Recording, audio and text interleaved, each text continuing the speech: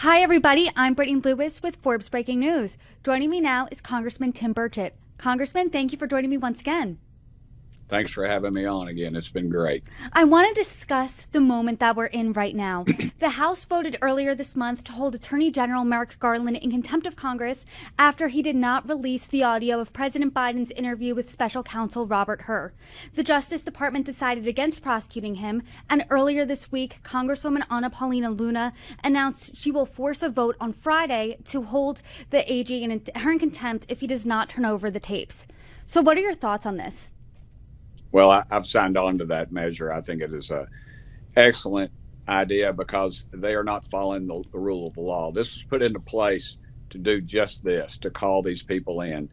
And they're not going to be brought in chains and all this talk that's hyperbole that's going on. Last time it was done, they put them up in a nice motel. I almost wish they put me up in a nice motel. I'm tired of sleeping on my couch in my office at night. But the reality is that they are not doing what the law is prescribed. They have taken this tape and they're hiding it for obvious reasons. They let loose the written version of it, but now we're told that it is not accurate. We think that there's probably lawyers in there telling him what to say, and he is babbling incoherently about things. And so I would hope that at some point, especially in an election year, that we would hold some of these people and we would hold them accountable. If you can imagine somebody who has been, we're told by a lawyer that is not fit to stand trial, is not physically or mentally able to stand trial, is the person that carries the nuclear football, that has our nuclear codes. That to me is very chilling, and I think that is evident of the deep state type situation that we have going on right now of keeping this from the American people. And Representative Luna and I talk about this every day. We talked about it this morning and just how important this is to this country. I talked about this with Representative Luna just a few weeks ago, but I am curious, who told you that the transcript wasn't accurate? Because AG Garland has pushed back on that notion. Well, I've heard from multiple sources. Like you, I'm not going to reveal my sources, but I have heard that. And because what other reason would they not want this out other than that? I don't trust these people. They have not been forthcoming with the truth since day one. So, again, I have my sources, and generally these people are very reliable. And I believe, and also I believe what's going to happen too, a lot of it has to do with how well he performs on the debate tonight. If he is uncontrollable, if it just goes completely off the charts, I believe you'll see everybody jump ship on Joe Biden, and then they'll be looking for a new nominee. I think it all just kind of fits in. It's not the civics class I learned at Bearden Junior High School about what really goes on in this town. It's corrupt, it's compromised, and it's hard nosed, and it is a contact sport. I do want to discuss what exactly inherent contempt is. Essentially, this gives this House Sergeant at Arms the opportunity and the authority to arrest Merrick Garland. What would arresting him accomplish? Would that lead to you guys definitely getting the audio? It might not. I suspect that they will do everything that within their power, within the president's power, to keep that from seeing it. I doubt we will ever see it. But I think it's important that we hold the vote to show the American people who actually believes in the Constitution, who believes in the rule of law, and who believes that there's not two systems of justice, for goodness sakes. This just cannot continue to go on with the Biden family getting their way and the rest of us we don't have justice. I find this very offensive that we are doing this once again. And here we are with another member of this administration is literally thumbing their nose at the American public and the Constitution and the rule of law. Congress has to get some guts. I like tough votes because I want people back home to know how we vote. Too many of my colleagues go home to their Reagan Day and Lincoln Day dinners and they throw out the red meat and they talk about how tough they are. And then they come up here and sell their country down the road time and time again. And they just won't do it. And so I think it's time for some accountability, and it's going to cause some uncomfortable times up here, but dadgummit, we need it. We are going to lose our country.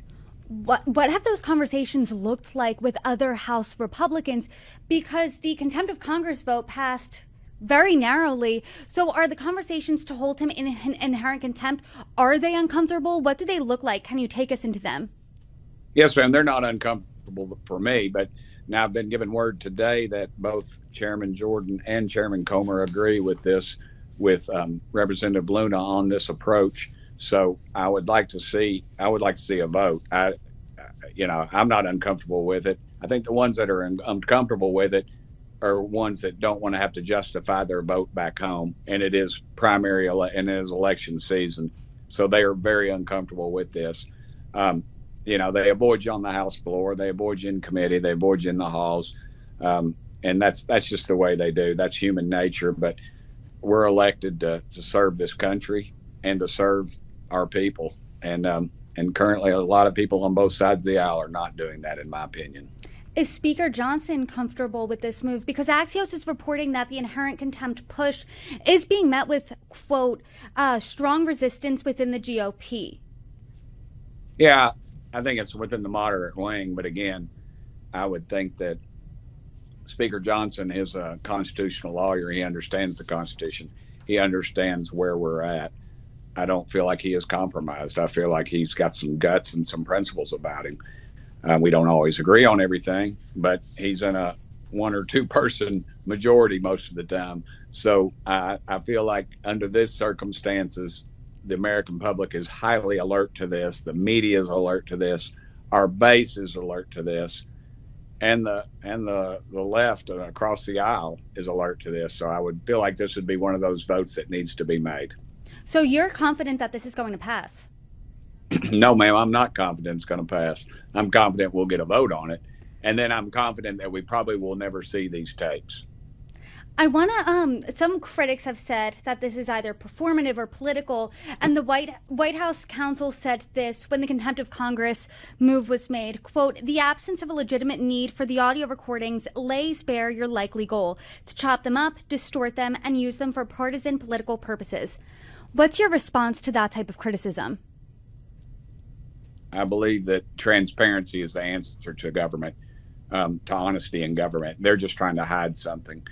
It needs to be, it's owned by the public. Dadgummit, we ought to see it. That is the most ridiculous argument I think I've ever heard. And I've heard it from these so-called legal scholars on the left. Look, if they got something to hide, then that's too bad. You elected this president, and now you need to deal with the consequences. And if it's suffer, you suffer. But again, the public owns those tapes, not Joe Biden, not the Biden family. The public owns those tapes. We need to see what's on them. Congressman, I do need to let you go. But before I do, you did mention the debate that is happening tonight. What are you looking out for? Well, debates, in my opinion, are you bring your side, I bring my side, and we both leave thinking we won. And that's exactly, nothing ever occurs out of these things. In Tennessee, one time they had 2 brothers running for governor, and they literally traveled the country on a wagon, and they'd throw a stump out and stand on it and argue out in the hot summer sun. And people were allowed to ask questions. This is not a debate. This is a dog and pony show by CNN, a bunch that has corrupted this system by allowing Hillary Clinton, the last time, if you remember, documented that she was given debate questions prior to it. So there's no real credibility in any of these things. If it was done by the right, the left would rightfully question it. There's no impartial commission on this thing. And the rules and regulations are so bogus. I suspect what will happen is if Joe Biden goes an hour and a half without complete failure, the Democrats will say, oh, he's energized. He's more motivated than he's ever been. And they'll try to pull everything Donald Trump says out of context.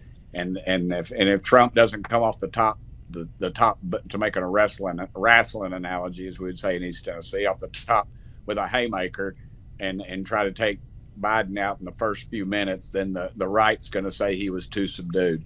So I don't expect much from it. It might move the needle a little bit, but if the President Biden has a complete failure, you will see the Democrats start floating out the name of the governor of California as their next nominee.